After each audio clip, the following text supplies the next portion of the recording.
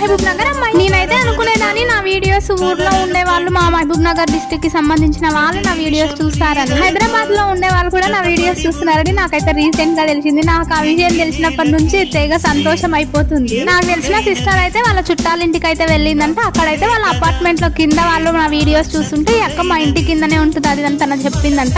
వాళ్ళు అస్సలు నమ్మలేరంటే, ఏ నువ్వు అబద్ధం చెప్తున్నావులే అని అన్నట్టు. తనతో ఇంకా నా కాంటాక్ట్ నెంబర్ ఉంటే ఇంకా నా నంబర్ చూపించి అదే నా వాట్సాప్ లో నా ప్రొఫైల్ చూపించిగా చూస్తున్నావు కదా, ఈ అక్క నిజంగా మా ఇంటి కింద ఉంటుంది, వీడియోస్ చేసేదని చాలా ప్రౌడ్ గా చెప్పిందంటే. నాకు ఆ విషయం చెప్పినప్పటి నుంచి చాలా హ్యాపీగా అనిపించింది. ఇట్లాంటి చిన్న చిన్న విషయాలు విన్నప్పుడు ఎంత హ్యాపీగా అనిపిస్తుంది, అసలు ఏదో సాధించిన ఫీలింగ్ వస్తుంది. నాకైతే మస్తు హ్యాపీగా అనిపించింది. అప్పుడప్పుడు అనిపిస్తుంది చాలా బ్యాడ్ కామెంట్స్ వస్తున్నాయని. నేను ఎంత బాధ పెడుతూ వీడియోస్ పెడితే ఖచ్చితంగా వీడియో కింద కామెంట్ పెడతారు. ఇంకా సోషల్ మీడియా అన్నాక ఖచ్చితంగా బ్యాడ్ కామెంట్స్ ఇస్తాం, అవన్నీ పట్టించుకోవచ్చు.